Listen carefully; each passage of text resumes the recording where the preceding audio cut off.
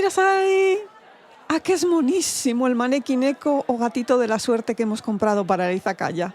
Ay, le voy a poner aquí para que se vea bien y atraiga nuevos clientes. Lo que pasa que voy a tener que ir haciendo sitio para el daruma, el ofuda. ¿No conoces esos amuletos? Pues ahora te los explico, porque me da que algunos te pueden interesar bastante. Pero antes, que suene la música. ¡Arigato!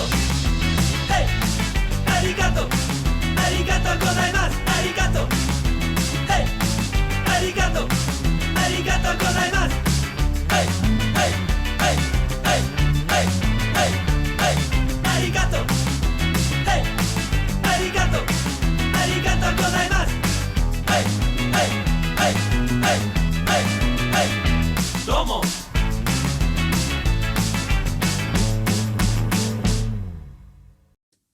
Hola gente, aquí Kitsune de Historias de una Izakaya. Hoy vengo a hablaros de amuletos japoneses. Primero porque la gente está muy perdida con este tema. Y segundo porque se están acercando las Navidades y os aseguro que estas cositas son un regalo perfecto, bueno, bonito y barato según y cómo y si lo sabes encontrar. Además, en cuanto empiece a mencionar algunos de ellos, os van a sonar fijo. Ejemplo, el maneki neko, el gatito de la suerte. De este no os quejaréis de que es difícil de encontrar. Lo que pasa que, claro, ya me imagino a la gente del fondo diciendo ¡Kitsune! ¡El gatito de la suerte es chino! Pues no. Sí y no. El otro día andaba yo leyendo por ahí, no me acuerdo dónde, unos comentarios que hablaban de que fíjate tú que los asiáticos en general están siempre obsesionados con los gatos y que ya cuando se trata de japoneses el nivel se dispara.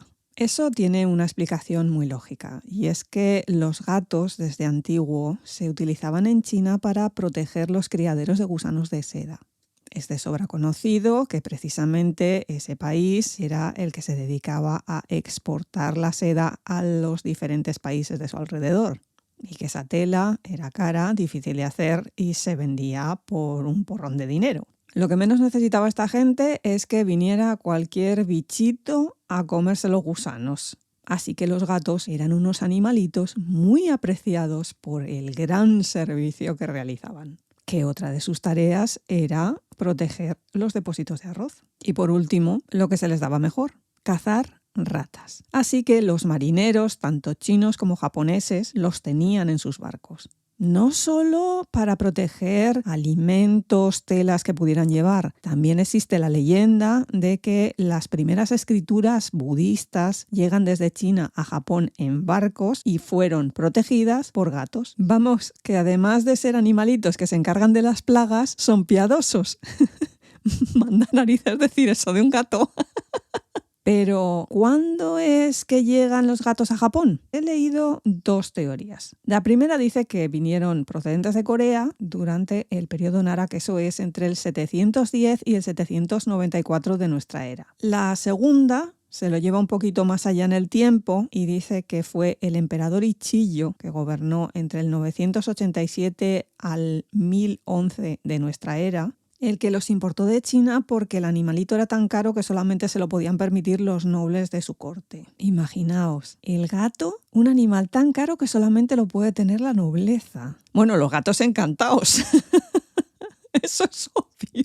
Pero bueno, en sí la prueba definitiva, la prueba historiográfica de la presencia de gatos en Japón se da durante el periodo Heian, del 794 al 1185 de nuestra era. Y fue precisamente la escritora Seiso Nagon, de la que hice ya un monográfico en la primera temporada, la que habla de un gato precisamente en su obra El libro de la almohada. Ella escribe: un día, cerca de la balaustrada, delante de un cortinaje de ceremonia de color espléndido que en verano permanece suspendido, vi un gato muy bonito con un collar rojo guarnecido con un barbete blanco. Caminaba tirando de un cordón atado a su cuello que había sido unido a algún objeto para impedir que huyera. ¡Qué encantador! Aquí tenemos a una dama del siglo X contándonos lo cookie que es un gato. Pero fijaos bien en esos dos elementos que comenta, el cordón rojo y el baberito blanco, porque eso lo veremos en las figuritas que vendrán posteriormente. Y aquí ya pasamos a ponernos serios, un poquito más académicos y empezamos a hablar de cosas que tienen que ver con el origen de estas figuritas de los Maneki Neko, porque la cosa no es tan sencilla como parece. En un primer momento, investigadores muy sesudos decidieron que este tipo de objetos se podían considerar como omocha, juguetes, porque claro, veían ese gatito monísimo y decían esto es para los niños, esto es para darlo de jugar a los niños. Pero os digo de ya que estaban muy equivocados de la vida y que eso no era así. Afortunadamente, estudios posteriores han decidido que esto son lo que se podría catalogar como engimono, es decir, objetos de la buena suerte. Y evidentemente la idea no es que se lo das al niño para que lo esté chupurreteando o tirando por ahí. O al menos en aquella época. Ahora ya, como los tienes de plástico, los tienes de todo, pues ya si se lo quieres dar al niño, lo quieres destruir o destrozar, allá él, allá tú, allá todo. El bisabuelo del Maneki Neko se llamaba Marusime no Neko. Y esto era una figurita de arcilla que producían los talleres artesanos cerámicos que estaban instalados en las orillas del río Imado en la ciudad de Edo, que es lo que es ahora Tokio. ¿Por qué estaban en las orillas de los ríos? Primero, por la arcilla. Segundo, importantísimo, porque cuando tú tienes un horno para cocer la cerámica, lo que te interesa es estar cerca del agua para prevenir incendios. Os recuerdo ese pedazo de monográfico que hice sobre los bomberos del periodo Edo. Pero volvamos a la figurita. Esto era un gatito que podía estar sentado o tumbado y me llevaba un collar rojo y al cuello una tela a la manera en la que lo llevaban las mascotas de la gente adinerada. En la parte trasera, impreso un kanji, un ideograma japonés, que decía Shime, que supuestamente significa acaparar, traer para aquí el dinerito, la buena suerte. En resumen, una figurita muy sencilla de hacer, que además podías producirla en diferentes tamaños. Esto luego se llevaba a vender a las tiendecitas que hay en el templo Senso-ji de Asakusa. Para que os situéis, este es el templo ese que sale en 1.000 millones de fotos de Tokio, que es una puerta enorme, con una lámpara de estas tradicional japonesa gigantesca, la famosísima Kaminari-mon de Tokio. Bien, pues en aquella época, como hoy,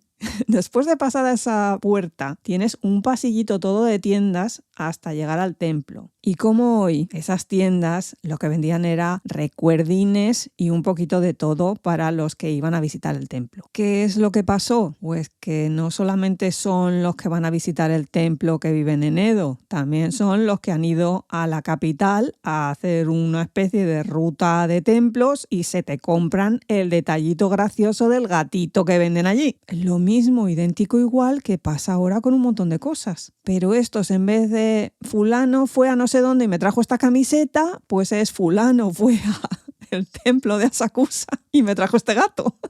Claro que como pasa ahora también en la actualidad, en el momento en que estos gatitos de los talleres de Imado se hicieron famosos, ya tienes un montón de gente no solamente haciendo imitaciones, sino diciendo no, es que los gatitos son de aquí y ellos nos copiaron. Manda narices. Y de eso saltamos a toda una serie de leyendas urbanas sobre a quién se le ocurrió la genial idea de lo del gatito, si es que no cambiamos. Así que hoy aquí os voy a contar las diferentes versiones, pero la formal, la seria, la reconocida es lo que os he contado yo antes. Lo que voy a intentar es no dejarme ninguna, pero si encontráis alguna otra por ahí, pues me lo decís, no pasa nada. En serio, es que ya me he aburrido de ver este tipo de versiones y de cuentos y de cosas que tienen que ver con el origen del Maneki Neko. A ver, la primera sería lo que yo llamo el gato y el daimyo. Resulta que un día estaba por ahí el daimyo de Hikone y Naotaka con sus amigos en una partida de caza y volvía para su casa ya haciéndose de noche. Total, que pasó por delante de un templo en el que vivían un monje y su gato. El bichillo estaba en la puerta del templo y parecía que estaba haciéndole un gesto así como llamándole con una de las patas. Y aquí a nuestro amigo Naotaka le hizo gracia el gesto, así que decidió pararse y descansar allí. Hete aquí que entonces resulta que se desata una tormenta terrible y donde había estado él con el caballo cayó un rayo. A eso le digo yo, librarse por los pelos, ¿eh? Y bueno, es lo que debió de pensar Naotaka cuando se vio el panorama.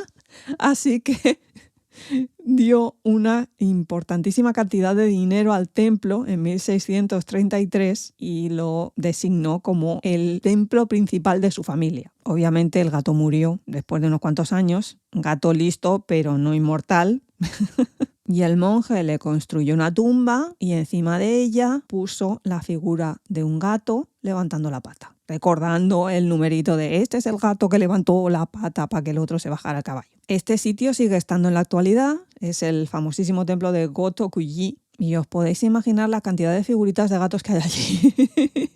Porque es que esa es la gracia, tú compras el gatito y lo dejas allí en plan como un esvoto, para que te cumplan los deseos. La gente que esté pensando en estos momentos, mira, ves, ahí es donde está el origen de lo de la patita levantada. Se parece, pero no es. Porque el gatito de ese templo es blanco. Vale que lleva al cuello el collarcito este rojo, pero le falta la moneda.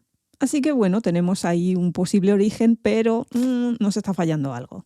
Siguiente historia relacionada con el origen de los gatitos. El gato y la señora de Imado. La historia cuenta que había una señora muy pobre que tenía un gato al que quería muchísimo, pero claro, se había quedado sin dinero para darle de comer, así que lo abandonó. Mal hecho. Y luego ese gato se le apareció en sueños y le dijo, si haces una figurita con mi aspecto, la suerte volverá a ti. Así que la señora se fue a uno de los talleres cerámicos con la idea, se lo hicieron y luego los estuvo vendiendo en Asakusa, así que se volvió muy rica. Fin. Aquí nos vamos acercando un poquito más a eso que os comenté del origen porque menciona los talleres cerámicos, menciona lo de Asakusa, pero seguimos sin moneda. Así que vamos a la tercera historia, la cortesana y el gato.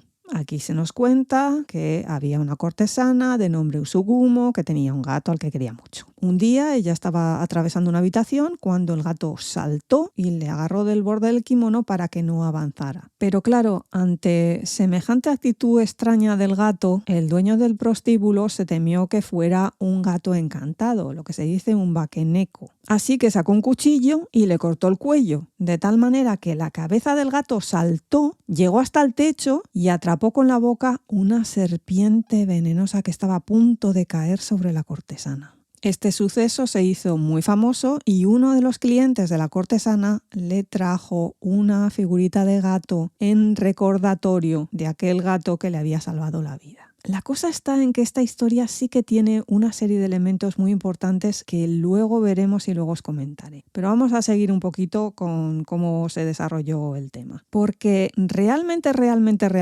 cuando ya encontramos el maneki neko, el gatito de la suerte, tal y como se vende en la actualidad, la patita levantada, la monedita, el baberito, el collar rojo, es durante el periodo Meiji, que este va del 1868 al 1912 de nuestra era. Estamos hablando de un momento de apertura de fronteras en Japón, estamos hablando de la llegada por fin de occidentales que vienen a ver qué es aquello tan exótico. Principalmente señores. ¿Y qué hacen esos señores? Descubrir los placeres carnales que puede ofrecer ese nuevo país. Es decir, se van directos a los prostíbulos. Lo que pasa que estos sitios estaban concentrados en unos barrios determinados y las prostitutas se situaban en una especie de escaparates detrás de un enrejado y les hacían gestos a los clientes para que entraran. Y entraban. Os aseguro yo que entraban. Lo que pasa que en el interior muchísimas veces había una especie de altarcillo con unos objetos que para los occidentales podían ser excesivamente llamativos. Me estoy refiriendo a copias del órgano reproductor masculino. Y esos occidentales que entraban por allí se quedaban un tanto en shock. ¿Qué digo yo? Estás dentro de un prostíbulo. ¿Qué me estás contando? ¿Qué esperabas?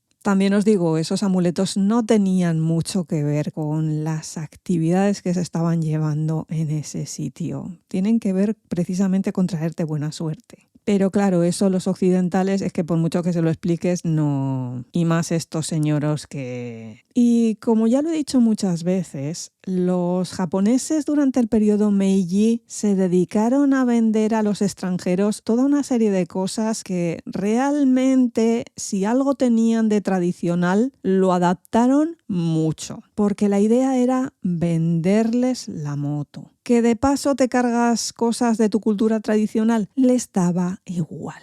Anda que en otros países que no están tan alejados de nosotros no se han vendido según qué cosas porque era lo que pedía el turista. ¿Lo veis? Así que aquí hicieron una especie de labor de limpieza. Esto hay que... Bueno, si tú quieres tener aquí el cacharrito este, ponlo en otro sitio que el occidental no lo vea y vamos a poner otra cosita que te traiga suerte y que aún encima sea mona. Solución, el gato. Que además, como hacía lo del gestito este con la patita de entra, entra, entra, venía muy bien. Y luego le ponen la moneda, el koban, para que no solamente sea buena suerte, para que traiga dinerito, para que traiga clientes. Y ya tiene el aspecto que tiene en la actualidad. Es decir, un gato macho tricolor, que en japonés eso se dice mike, que mezcla blanco, naranja y negro. Esto tiene que ver con pura biología y es que resulta que es muy difícil que te salga un gato tricolor. Es normal que te salgan gatas. Así que cuando tienes un gato, eso se supone que te va a traer buena suerte porque es una rareza. Como todos los gatos japoneses, suele tener cola corta y luego en una de las patas tiene una moneda de oro koban, que además pone senman-ryo, que eso significa 10 millones de piezas de oro. Que eso no era lo normal porque lo normal era que un koban fuera un ryo, el peso del oro que contenía la moneda. Punto. Luego, la otra pata es la que levanta por encima de la cabeza haciendo el gestito ven, ven. Porque, al contrario que en los países occidentales en los que para decir ven ponemos la palma hacia arriba, en Asia es la palma hacia abajo. Cuanto más arriba tenga la pata el gatito, más suerte te traerá. Sobra decir que, curiosamente, a partir de ese momento, esos altares que tenían esa parte de la anatomía masculina desaparecieron para que aparecieran estos gatitos. Coincidencia. Obviamente, las figuritas de gatos primigenias no movían la patita. Eso ha venido después. Que hablando de patitas, vaya follón, porque es que yo ya he perdido la cuenta de para dónde tiene que levantar la pata el gato. Si levanta a la derecha, resulta que es buena suerte. Si levanta a la izquierda, entonces qué dinerito. Otras veces no, que la derecha es la del dinerito, la de la izquierda, la de la buena suerte. Yo, en serio, comprad el que os dé la gana. Con la pata levantada, la izquierda, la derecha, las dos, da lo mismo. Colores, follón con los colores también. Que si blanco para la salud, que si rojo para no sé qué, que si negro para no sé cómo, para los estudios, no sé. Ya perdió la cuenta de las variaciones y de las cosas. El que os guste. ¿Que os gusta más tradicional? Pues es el de los 3 colorcitos, con el babero, con el collar. ¿Que os gusta la cosa más ida de la olla, más específica, o os gusta un color porque es que es vuestro color? Pues compraros lo del color que queráis. ¿Que tiene que mover la pata? Pues el que mueva la pata. ¿Que no mueva la pata porque eso no es tradicional? Pues que no mueva la pata, que no es tradicional. Da lo mismo, pero si el gato es monísimo. Ahora no vayáis corriendo a comprobar si los gatitos de la suerte que tenéis en casa son comilfo o no. Tranquilidad. Si los comprasteis es porque os gustaban. También os digo que está muy bien esto de que si lo vas a regalar, sepas de dónde viene todo esto y te marques la historia, dejando a todo el mundo en shock. Ni confirmo ni desmiento que haya hecho yo alguna vez alguna de esas. Pero guardarme el secreto. Eso sí, por favor. Ya sé que en todos los negocios chinos venden 1000 millones de variaciones del gatito de la suerte. Pero el Maneki-neko no es chino. Que quede claro. Que luego los chinos se apuntaron al carro de vender esto, no les culpo. Es un sacaperras, pero ya está, no es chino, es japonés. Curiosamente, este otro amuleto del que os voy a hablar sí que no lo he visto en tiendas chinas, o al menos no recuerdo haberlo visto. Y me estoy refiriendo al Daruma. Esto suele ser una figurita de papier maché roja, un tente tieso redondito que en vez de ojos tiene 2 manchitas blancas y luego de la nariz parten unos bigotes así muy gruesos. Lo que la figurita representa es un monje budista, porque Daruma significa ley de Buda, y es que responde al nombre de un monje budista indio del siglo V después de Cristo. Otra lectura de su nombre es Bodhidharma. Eso creo que os sonará un poquito más. Este señor fue el fundador del budismo zen, que yo creo que no tengo por qué estar aquí explicando lo que es el zen, es lo suficientemente famoso, o al menos eso creo. Y fue el que llevó la doctrina de Buda a China. La cuestión es que este señor se pegó 9 años meditando en una cueva, sin levantarse y sin mover los ojos. Y cuando tú te pegas todo ese tiempo sin moverte, se supone que luego ya las piernas, los brazos no lo vas a poder mover muy bien. Y es lo que le pasó a este señor. Se supone que brazos, piernas y ojos se le atrofiaron y se le cayeron. Aquí esto ya es leyenda, a ver. Así que cuando lo quieren representar, lo hacen sin pies ni manos. Hay un montón de pinturas japonesas, chinas, en las que aparece Bodhidharma como un monje cubierto por una tela, con un rostro así bastante... no es de mala leche, pero en fin, inspira bastante respeto. Lo que pasa que eso no es porque el monje esté enfadado, sino porque quieren mostrar la fiereza de esa actitud, de ese querer llegar a la iluminación. Te está inspirando fuerza, te está impulsando a ti así, es que yo puedo ser igual que este. Pero una cosa son las pinturas y otra las figuritas de Daruma, cuyo origen se remonta al siglo XVII. Cuando los monjes de la ciudad de Takasaki, que dependían de quién les diera la comida y algún dinerito, las ofrendas, decidieron que para ayudar a los granjeros y asegurarles que la cosecha de ese año fuera buena, les iban a hacer unos talismanes. Esto era una forma de ganar ambas partes, porque resulta que tenías a los granjeros que recibían esa ayuda con la forma de un amuleto y los monjes, porque si la cosa funcionaba, los fieles volverían y aún encima traerían a más gente. Aquello de, oye, mira, me compré yo esto y me ha funcionado, 20 y te compro otro. Y algo tiene que tener porque la ciudad de Takasaki sigue produciendo darumas. El diseño es sencillísimo. Una bolita redonda, lo que he dicho antes, un tente tieso, roja, y eso se supone que es el manto del monje. Esta cosa del tente tieso tiene su aquel porque hace referencia a una frase que existe en japonés que dice: caeré 7 veces y me levantaré 8. Pero es que la imagen del Daruma es la de perseverancia. Y eso es precisamente lo que suelen dibujar el ideograma que aparece en lo que sería la tripa del monje. Unas veces es buena suerte, pero otras veces es perseverancia. Todo dependerá de cuál compres y cuál sea tu intención. Otras veces también puede poner salud.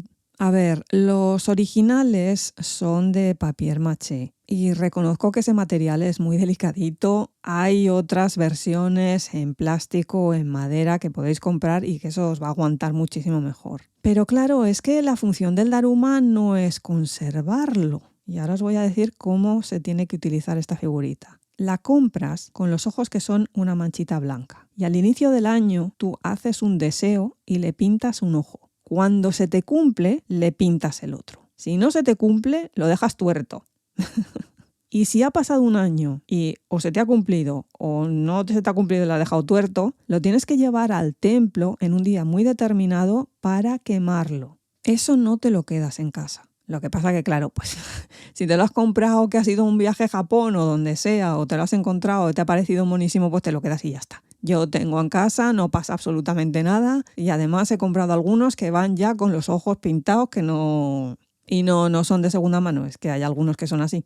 La gracia esta de lo del año nuevo y pintarle el ojo sí que ha derivado en que haya muchos empresarios que a sus trabajadores al principio del año les regalen un Daruma por la gracia esta. Así que normalmente vais a encontrar en algunos negocios que tienen un pedazo de Daruma enorme en la entrada y es un poco por esto, ¿no? Principalmente al inicio del año los veréis muchísimo más. Y luego los estudiantes. Los estudiantes compran eso compulsivamente y le piden, oye, que me ayuden los estudios, oye, que no sé qué. Vuelvo a lo mismo, por el tema de la perseverancia, de la buena suerte, del que si te esfuerzas lo lograrás, ese tipo de cosas. Luego otro tema son los colores. Sinceramente, es que ya hay de todos los colores que os podéis imaginar y más. Es que ya no lo sé cuál es cuál. Creo que el blanco sigue siendo salud, o es el negro, o el negro son los negocios, el rojo la buena suerte, que si rosa, que si verde. Que ya el que os guste. Que lo queréis más tradicional es el rojo. Que lo queréis porque es que resulta que tu color es... Cómpratelo del color que quieras. A Daruma le da igual. La verdad que a mí me parece que la figura es muy cookie, vale que tiene esa cara de mala leche. Ya os digo que es que no está peleado con la vida, es que está demostrando su fiereza, su constancia, su interés por conseguir el objetivo. Que fue el fundador del Zen.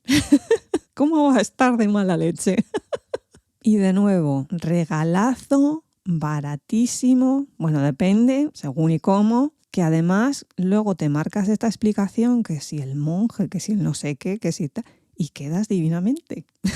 Aunque yo el que me encanta regalar es el omamori. Y aquí sí que hay un poquito de confusión, la gente no sabe identificar qué es esto ni para qué sirve. Lo habréis visto 1500 millones de veces en J-dramas y lo habréis visto 1500 millones de veces colgándoles de bolsitos, de móviles, celulares, de todo, y por todas partes. Tranquilidad, yo hoy os voy a explicar y os voy a sacar de toda duda. Y espero que seáis tan fans de los omamori como soy yo. La palabra japonesa en realidad lo que significa es proteger o defender. Y se trata de una bolsita de tela de brocado que va con diferentes diseños y colores. Lo que pasa que eso corresponde también a en qué templo lo has comprado y qué es lo que quieres conseguir con ese amuleto. Lo más habitual es que vaya el nombre del templo por un lado y por el otro el dios al que está dedicado. Porque esto era sintoísta. El Shinto es la religión propia de Japón, una religión chamanística.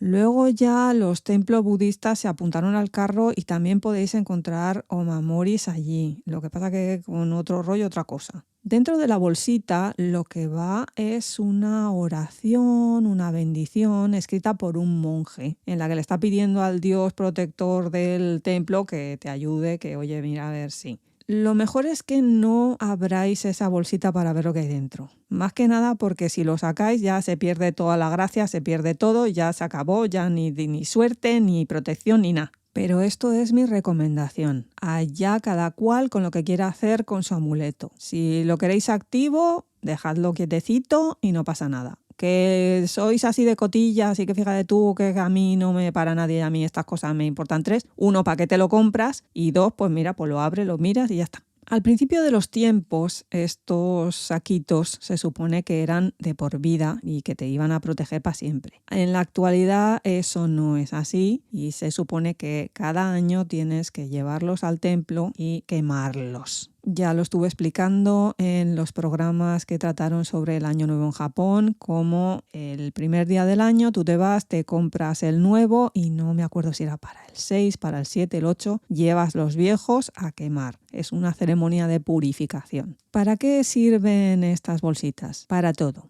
Claro que depende al dios al que estés invocando, eso también tienes que tenerlo un poquito en cuenta, porque están los que son para llevar en el coche, están los que son para que te encuentre pareja, están los que son para que te ayuden los estudios, están los que son para la salud, porque os recuerdo que el Shinto es esa religión que tiene 1.000 millones de kami, es decir, dioses. Porque todo es susceptible de tener un espíritu y todo es susceptible de convertirse en un kami. Pero bueno, los más típicos son los que os he dicho, que si los estudios, que si los novios, que si... Estas cosas, allá por el Jurásico, Eran un poquito complicadas de comprar si no vivías en Japón y si no ibas al templo X, Y, Z que te interesara. Ahora, como el mundo es muchísimo más global, estas cosas las puedes encontrar por internet. Hay algunas un poquito más serias porque te las vende el propio templo y te las manda desde Japón. Hay otras un poquito menos serias, made in China, que ya os digo yo lo que tendrán eso de kami y de nada, pero bueno, que van que sí con el Pikachu, que sí con personajes de anime, que sí con el actor que te gusta. Que no te quieres gastar mucho, te vas a la internet y compras el primero que te encuentres y vas a quedar divinamente. Son super cookies, muy fáciles de llevar porque como son la bolsita con la tirita esta de cuerda, las puedes colgar donde te dé la gana. Hay gente que las lleva en el bolso, hay gente que las lleva en el bolsillo de la camisa por aquello de que, bueno, que no me vean. Hay gente que las lleva en el coche colgando ahí del retrovisor. Lo que queráis. Los más cookies son los que están dedicados a Musubi Kami-sama. Es el dios de las parejas, es el dios de los matrimonios. El San Valentín, venga, voy a decir San Valentín, vale. Esos omamori van en parejita y uno es rojo y otro es blanco. El rojo es para la chica y el blanco es para el chico. Claro que también te puedes ir al templo de Musubi Kami-sama a pedirle novio y entonces te compras el omamori para, oye, dame un novio. En fin, que es una cosa muy cookie y muy apañada si la regalas. Y bueno, si llegas y les cuentas todo este numerito, aún vas a quedar muchísimo mejor. Lo que pasa que, claro, yo reconozco que todas estas cosas tan cookies no son del gusto de todo el mundo. Y uno a veces quiere quedar un poquito más serio, un poquito más formal, un poquito más artístico. Y claro, es que lo del maneki y lo del daruma, es que esto parece muy infantil. Error, que es el que cometieron los investigadores aquellos que dijeron estos son juguetes, pero bueno, ya se ha demostrado que no. Lo que pasa que tampoco podemos pedirle peras al olmo y la gente tal vez se te quede con una cara un poco extrañada cuando tú llegues con una cosita que parece un juguete. Pero para quedar bien sin regalar algo cookie, tenemos otro tipo de opciones que quedan estupendísimamente bien y son más serias, entre comillas. Me estoy refiriendo a los ofuda. Esto es un trozo de papel con una caligrafía que en sí correspondería a la caligrafía que hay dentro del omamori, lo que pasa que esto es bonito. A veces es en papel, a veces puede ser una tablilla de madera con el trozo de papel envolviéndolo. Depende del templo, depende de cómo se lo quieran diseñar ese día. Consta de una caligrafía que suele ser el nombre del templo o el nombre del dios al que está dedicado el templo y los sellos propios de ese sitio en específico. Y Kitsune, ¿con esto qué se hace? Un trozo de papel, ¿qué hacemos con esto? Los japoneses lo que hacen es que tienen un altarcito en sus casas, que siempre lo comento, que es el kamidana, y allí suelen poner estas piezas de papel. Otras veces tienen unos cacharritos para apoyar la tablilla, que más o menos tienen cierta idea de que aquello pues es sagrado, aquello está bendiciendo la casa. Por verlos los he visto hasta para poder colocar no solamente los ofuda, sino los omamori. Pero eso ya es llevar solo a unos extremos que no sé yo, para que los occidentales necesitamos eso. La gracia que tiene esto es que las caligrafías son muy bonitas porque normalmente los monjes se han entrenado para ello y es un tipo de regalo que queda más serio, más formal, lo reconozco hasta yo. Lo que pasa que también os digo, la protección es anual. Se supone que durante el año nuevo esto lo llevas al templo, lo quemas y te compras otro. Pero claro, eso no lo va a hacer el resto de los mortales que no viven en Japón. No pasa nada. Podéis tenerlo en casa. Yo tengo uno. Lo que sí que os recomiendo si lo compráis o lo regaláis es que les digáis que lo pongan en la puerta pero mirando hacia adentro. O lo más cerca de la puerta posible pero mirando hacia adentro, no hacia afuera. Que no abran la puerta y se lo encuentren delante, sino que cuando tú abras la puerta, si lo quieres ver, tengas que mirar a un lateral o algo. Eso tiene que ver con rollo de las energías, del feng shui, de las protecciones. Lo que no quieres es que la buena suerte y la protección salga por la puerta, sino que entre. ¿Esto dónde se compra? Si estás en Japón, obvio, un templo, pero no es cuestión de irse a Japón a un templo a comprar esto. sí que es cierto que creo que venden ya online estas cosas. Que las quieres 100% que sea aquello del templo, entonces sí que tienes que irte a páginas web mucho más específicas. Probablemente estén en japonés, algunas estarán en inglés, en español no tengo ni idea. eBay es vuestro amigo. En eBay encontraréis cosas de estas. Y yo creo que en Amazon también. Pero claro, aquí ya estamos hablando de otro nivel, de un regalar con un poco más de estilo. Así que preparad la cartera. Lo que pasa es que hay gente que cuando le dices esto de que te envíen un trozo de papelito o una cosa así tan flojita, tan endeble, le entra el pánico. Y yo lo entiendo, porque con los envíos estos internacionales hay que tener mucho cuidado. Pero es que hay otra cosa que, en mi opinión, aguanta lo que le echen. Y me estoy refiriendo a las EMA. EMA. Estas cositas las venden en los templos y son unas tablitas de madera, normalmente con el diseño del dios del templo o a lo que está dedicado el templo. Y esto lo compras para escribir por delante a veces, por detrás, depende del diseño, un deseo. Vuelvo a poner el ejemplo de Musubi Kamisama, el de los novios. Tú vas al templo este y te compras la tablilla y detrás, o delante, no sé qué diseño tendrán allí, le pones que me consigas un novio guapo con dineros. Maromaza a ser posible. Con muchos apps. Te vas a una zona específica donde las tienen allí todas colocadas y cuelgas la tuya. Con eso se supone que en Musubi te hará caso y te lo conseguirá. Lo más tradicional era ser muy concreto en el deseo que querías, poner tus iniciales y tu dirección, porque eso se supone que ayudaba al kami a encontrarte y ayudarte. Lo que pasa que con el mundo moderno en el que vivimos ahora eso es peligrosísimo porque esas tablillas se quedan ahí a la vista de todo el mundo y no se recomienda. Así que lo mejor es poner tus iniciales y el país de donde vienes o la zonilla así que te apetezca que la gente sepa que existe, pero no pongas información personal. ¿En qué idioma? Pues se queda lo mismo porque al dios este te va a entender. Tranquilidad que te va a entender.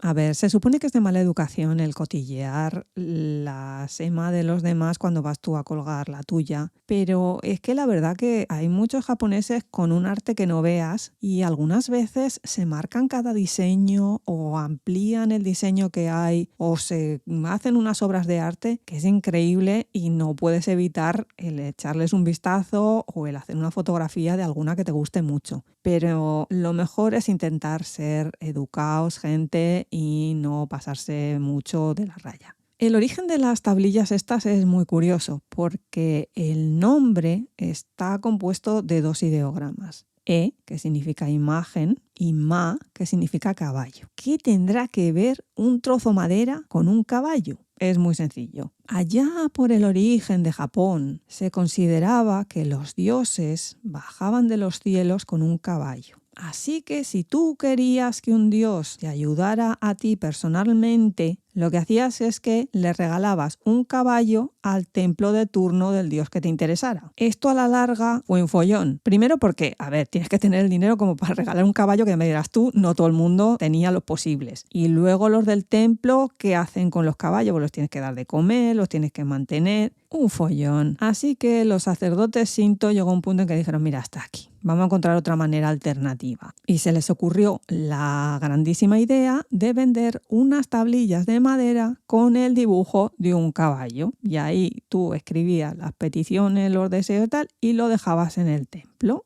De ahí el nombre, dibujo de un caballo. Ese E es el famoso del ukiyo E, imagen. Luego ya los otros templos empezaron a desbarrar con sus propios diseños, sus propias cosas. Pues si está dedicado al dios del trueno Kaminari, pues entonces ponemos unos rayos así por en medio del lema. Si este sitio es famoso porque es que resulta que una pareja de amantes se suicidaron aquí y la gente viene a recordar su historia de amor, pues entonces ponemos a las dos figuritas estas en el lema. Y suma y sigue. ¿Dónde se compran estas cosas?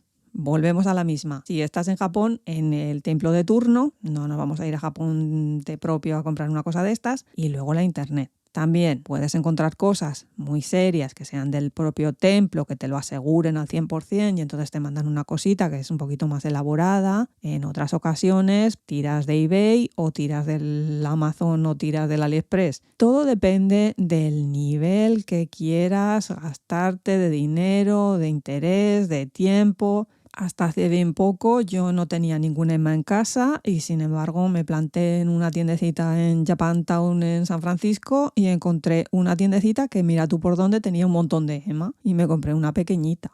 Que vale que no todo el mundo tiene un Japantown, pero hay veces que en según qué tiendas de cositas japonesas, incluso en España, puedes encontrar EMA. Y los diseños, un poquito lo que te guste. Obviamente no vas a tener toda la variedad que si estuvieras en Japón, pero bueno, se hace lo que se puede.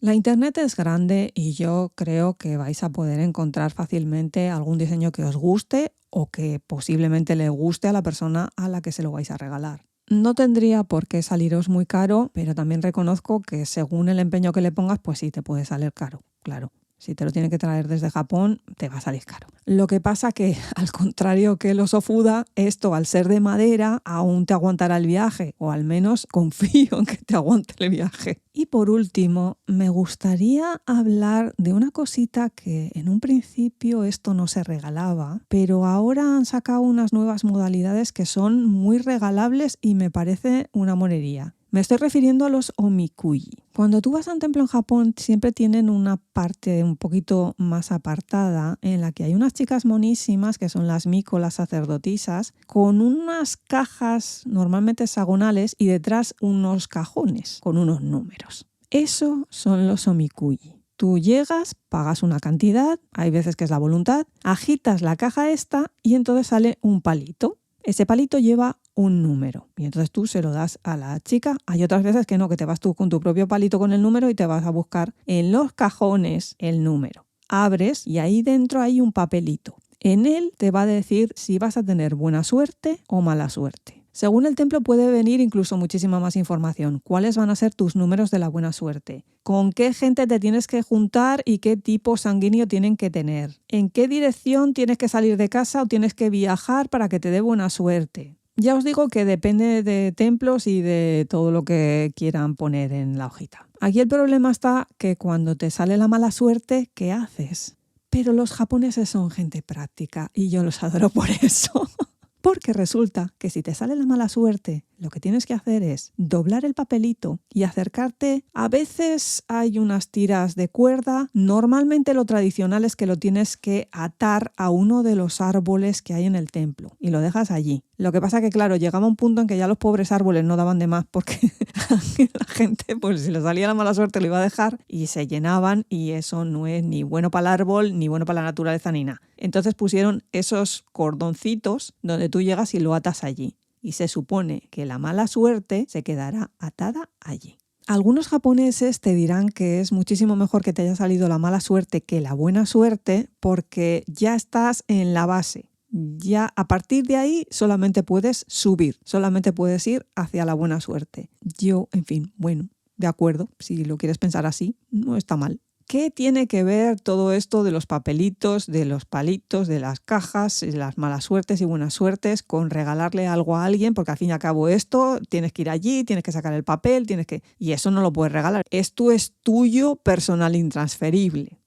Es que resulta que esto lo han cambiado. ¿Hace cuánto? Pues no lo sé. Cuando yo estuve por Japón no estaba, pero mira, ahora está otra cosa que es que tú llegas al templo y tienen la figurita propia del animalito o el dios o lo que sea a lo que esté dedicado. Pagas una cantidad y te llevas la figurita. Hay veces que lleva el omikuji, el papelito de si vas a tener buena suerte o mala suerte dentro, otras veces lo llevan atados al cuello, otras veces lo llevan colgando de no sé dónde, otras veces lo llevan en la boca, depende. El efecto es el mismo porque, claro, tú llegas allí y ves un montón de figuritas y eliges la que tú quieres. ¿Será buena suerte? ¿Será mala suerte? Eso no lo sabes hasta que no le saques el papelito y lo mires. El tema está en que las figuritas estas es que son monísimas, hay veces que son de cerámica, hay veces que son de madera, no son muy caras y no están hechas con la intención de durar 1000 años, pero van a paño sirve. ¿Que te la compras tú, miras a ver qué suerte lleva y entonces luego regalas la figurita? Es una opción. ¿Que quieres hacer la gracia de llevárselo con la suerte, sabe Dios la que saldrá de ahí, y entonces si sale mala suerte no vas a poder volver al templo a dejarla? Yo ahí es arriesgarse un poquito. Pero bueno, ya habéis visto que los japoneses consideran que tampoco es gran cosa. En sí, para regalar a mí me parece buena idea porque al no ser caro y tener la gracia esta de a ver qué te sale, quedas bien y además es una cosa un poquito más única. ¿Dónde conseguir esto? Volvemos a repetir. O te vas al templo o la internet. ¿Cuánto de real habrá en estas figuritas si las busco? Todo dependerá de cuánto tiempo le quieras echar a buscar en la internet, cuánto sepas de japonés, si es que resulta que es un templo específico el que te gusta a ti y no tienen página en inglés, cuánto dinero te quieres gastar, todo depende. Simplemente os vais y buscáis Omikuji con J. Y también os recomiendo que os informéis de la pinta que tiene el ideograma para mala suerte y el ideograma para buena suerte. Eso lo encontraréis también por la internet, no hay problema. Mala suerte en japonés y enseguida os sale. Mi consejo es que si lo regaláis y sale mala suerte, como no van a saber que eso es mala suerte, digáis que es buena y ya está. La idea es que no dura, eso no es para siempre. Y si no la abres, tampoco actúa. Así que tal vez la idea será no abrirlo. En fin, gente, yo creo que ya os he dado unas cuantas ideas muy originales, muy diferentes de lo que se suele regalar, o si son de las que normalmente te encuentras por ahí en la tienda de los chinos, al menos tengas una historia con que acompañarlas. Y para que no os perdáis todas estas historias con las que poder acompañar normalmente según qué objetos o simplemente dártelas de conocedor de todas estas cosas, yo lo que recomiendo es que nos hagáis ese regalito de seguirnos. Botón de seguir, botón de suscribirse. Ya no sé cómo se llama. ¿Que ya lo estáis? Entonces, corazones, pulgares hacia arriba. Comentarios, hay que ver lo que me ha gustado esto, he regalado esto a media familia este año y qué bien he quedado. Ese tipo de cosas nos alegran la vida un montón. ¿Que nos recomendáis a más gente y llega más gente a la izakaya? Bueno, eso ya el colmo. ¿Dónde les puedo recomendar, kitsunes? Que fíjate tú, es muy complicado, la gente no sabe, la internet, el podcast, lo otro. Tenemos página web, www.historiasdeunaizakaya.com. Es que resulta que esto es demasiado largo. www.izakayapodcast.com. Más sencillo imposible. ¿Qué es lo que hay allí? Los episodios, nuestras redes sociales en Instagram, el expájaro, el otro, el tal. Enlace al canal de Discord donde estamos con nuestras chicas maravillosas y con toda esa gente estupenda que estamos todo el día, venga para arriba, venga para abajo, comentando cosas. ¿En qué servicios está el podcast? Y un enlace directito hacia allá. El YouTube está también el enlace directito al canal de YouTube. Es la manera más rápida y más sencilla de poder contactar con nosotras o de saber dónde estamos. Y por mi parte, sin mucho más que añadir, cuidaos mucho, gente. ¡Yané!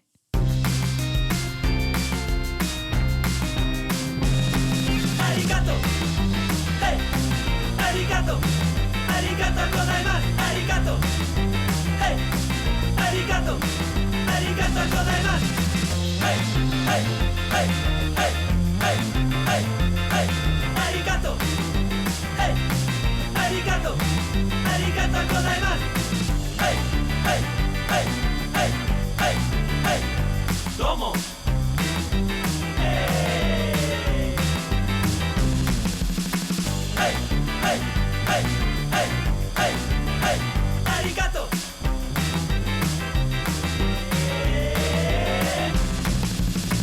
Hey. Hey. Hey. Hey. Hey. Hey. Domo.